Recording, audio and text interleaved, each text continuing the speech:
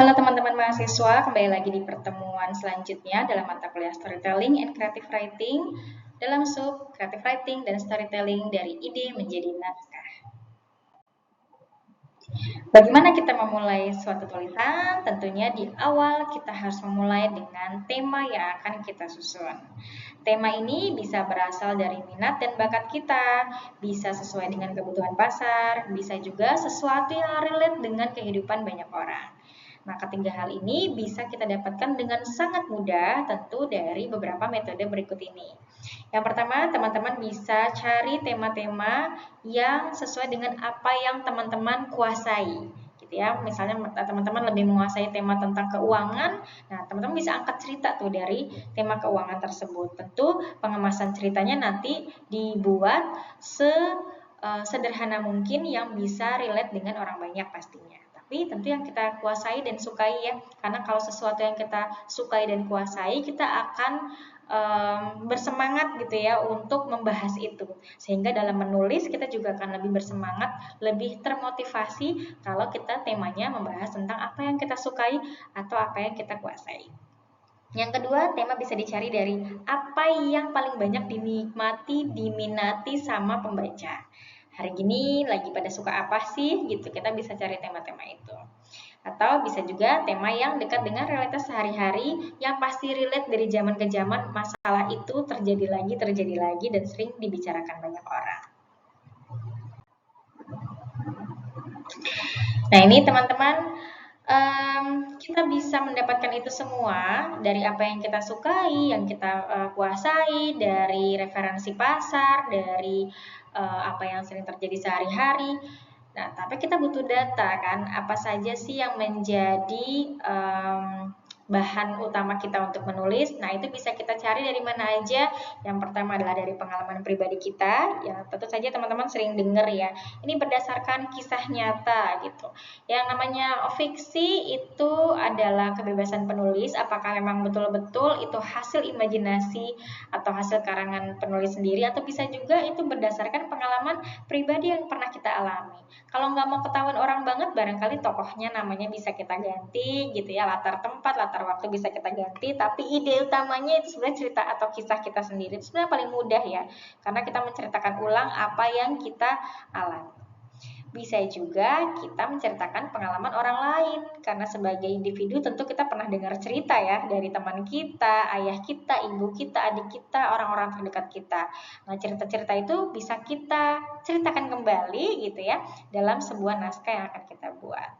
Bisa juga dari pengamatan sekitar, kalau teman-teman lagi jalan, melihat ada misalnya pedagang asongan yang sepi, kemudian teman-teman lihat-lihat lagi ternyata dia tinggalnya di rumah mewah gitu ya, kok aneh ya gitu, orang-orang kaya tapi dagang asongan, tapi kasihan, tapi ternyata rumahnya gedong nih di mana gitu ya. Atau ada misalnya pengemis, saya pernah dengar cerita itu gitu ya, kerjaannya ngemis tapi ternyata setelah diamati punya mobil, rumahnya gede, kok bisa ya fenomena itu terjadi. Nah, itu kan berdasarkan pengamatan sekitar dan itu bisa kita tuangkan dalam cerita kita.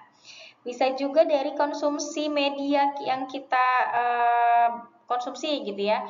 Ya, misalnya dari hasil kita nonton, hasil kita baca beberapa buku, hasil kita baca beberapa berita di media massa gitu, atau beberapa sumber-sumber literasi lainnya. Itu bisa kita ramu dan racik dari beberapa sumber ya. Sebaiknya memang dalam menulis itu referensinya banyak, tidak hanya dari satu sumber. Tapi apakah dari satu sumber boleh? Tentu saja boleh. Tapi semakin banyak referensi, semakin banyak sumber, tulisan kita tuh sifatnya makin kaya. Seorang penulis bisa punya banyak kata-kata dalam pilihan menulis mereka, ya karena mereka sering baca, sehingga comot sana comot sini mereka dapat beberapa pilihan diksi gitu ya. Karena teman-teman bingung ya, kok dapat aja nih kata ini gitu ya. Nah, itu karena mereka memang si penulis ini sering baca. Ya, jadi referensi yang kaya tentu akan menghasilkan tulisan yang berbobot, berbunyi gitu ya, punya nyawa gitu untuk dibaca. Nah, jangan lupa ketika kita membuat naskah cerita tertentu, gunakan hook atau judul yang memikat gitu. Walaupun ya ada pepatah mengatakan jangan lihat dari covernya aja gitu. Tapi memang cover itu juga dibutuhkan gitu. Pertama kali kan kita manusia itu visual ya. Apa yang pertama dilihat. Ya, sehingga judul itu harus merepresentasikan tulisan kita ya. Jadi disesuaikan lagi dan ya dibuat yang memikat gitu, yang orang tuh pingin tahu isinya apa. Barangkali isinya sama, bagaimana cara-cara menyusun sebuah atau menulis sebuah cerita. Nah, kalau hook atau judul yang biasa, ya tentu judulnya cara menulis cerita, itu kan sangat biasa ya.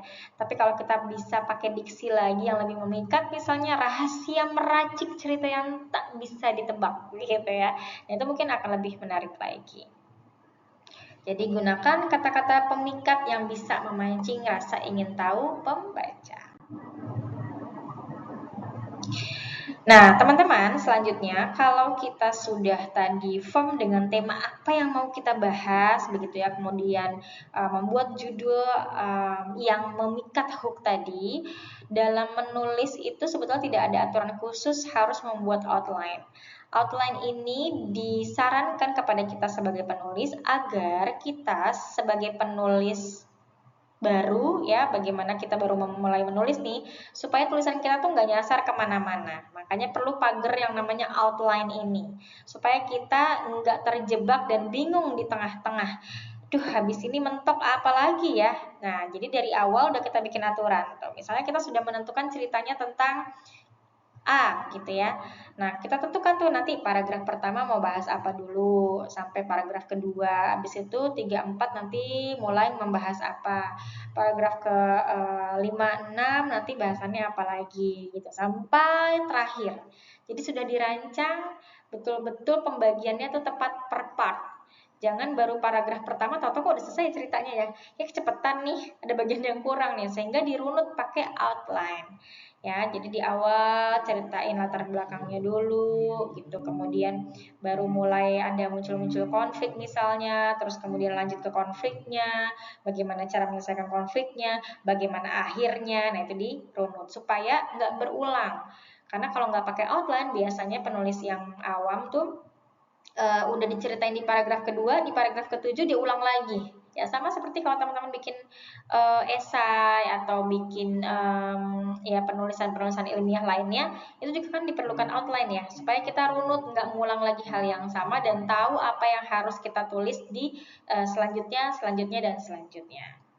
Jadi apakah penting? Penting. Tapi kalau sudah terbiasa menulis dan tidak perlu outline ya memang tidak. Jadi bisa langsung aja tuh mengalir nulis itu biasanya untuk penulis-penulis yang emang udah biasa ya. Nah, ini adalah 4 dimensi dari inspirasi yang bisa kita masukkan ke dalam tulisan kita, teman-teman. Yang pertama adalah dimensi emosional, kita bisa gunakan soal teknik perasaan, mood, bagaimana gejolak batin seseorang dalam menerima sesuatu, dalam mengekspresikan kesenangan, dalam mengekspresikan kesedihan, itu kita bisa tuangkan di tulisan kita. Bisa juga kita masukkan nilai-nilai spiritual di situ dalam tulisan kita, bagaimana kita merenungi, bagaimana kita berusaha memahami nilai-nilai kehidupan yang kita anut gitu ya, atau kita bisa memasukkan dimensi dari interaksi, bagaimana hubungan antar manusia, bagaimana kalau orang yang sudah dekat, bagaimana berdialognya, bagaimana kalau kita ketemu orang asing gitu ya, bagaimana kita berada di lingkungan yang enggak kita sukai, bagaimana kita berada cukup hangat di lingkungan keluarga kita, itu dari sisi interaksi ya. Atau bisa juga diinspirasinya dari dimensi artistik ya. Di situ ada seni-seni yang bisa kita taruh, misalnya art dari musik, tari, dan seni-seni lainnya. Ini 4 hal yang bisa kita masukkan ke dalam naskah cerita kita ya, dari emosional, spiritual, interaksi, dan artistik. Misalnya kalau sisi-sisi emosional itu kan ada dalam banyak novel-novel cinta, drama percintaan, keluarga gitu ya, spiritual juga demikian. Itu kan kalau teman-teman suka baca ya. Nah, kemudian gunakan teknik deskripsi show don't tell ya. Jadi kasih tahu, bukan kasih tahu tapi tunjukin gitu ya. Nah, cara menunjukkan itu harus tergambar tuh dalam naskah kita. Jadi kita nggak cuma bilang misalnya Gita merasa sedih saat menerima kenyataan bahwa nilai mahasiswa di kelasnya di bawah rata-rata gitu. Itu namanya tell, ngasih tahu ke pembaca. Nah, nggak cukup hanya sampai ngasih tahu, tapi kita harus menunjukkan bagaimana menunjukkan si Gita ini sedih banget, kecewa banget, misalnya ya kok nilainya ternyata kurang ya, apa yang salah ya dalam cara mengajar, apa yang kurang, harus bagaimana lagi. Nah, itu ditunjukin tuh bagaimana si Gita kecewa, bagaimana dia akhirnya merenung, koreksi diri, apa yang salah, sistem penugasan kah atau apakah. Nah, itu dideskripsikan dalam cerita. Jadi jangan hanya bilang iya marah, tapi marahnya itu harus dideskripsikan, apakah marah itu memicingkan mata, apakah marah itu dia teriak-teriak, apakah marah itu justru dia dalam nangis gitu bentuknya ya. Jadi harus dikasih tahu, dikasih lihat gitu ya, ditunjukkan. Contohnya sabar, nggak cukup hanya dengan kata sabar, tapi bisa ditunjukkan dengan menunggu antrian panjang tanpa mengeluh, itu sabar. Sambil senyum, itu sabar. Semangat tuh umum kan ya. Misalnya Gita sangat bersemangat dalam mengikuti ujian masuk S3 gitu ya. Nah, semangatnya si Gita ini harus ditunjukkan kayak apa semangatnya. Kalau cuma dibilang narasi semangat ya kan nggak tergambar ya. Nah, maka harus ditunjukkan misalnya matanya berbinar, langkah kakinya cepat, suaranya kencang. Nah, dari situ pembaca bisa membayangkan semangat banget si Gita nih ya, gitu. Atau misalnya soal bebas nih ya, konsep bebas. Bebas itu kan banyak ya. Misalnya seperti burung yang melepas dari sangkar, terbang menembus awan, itu bebas. Atau teman-teman bisa kasih narasi bangun tidur, nggak pakai mandi, langsung makan, ngantuk terus tidur lagi, itu juga bebas gitu. Ya, jadi berkaitan dengan emosi itu konsepnya abstrak semua.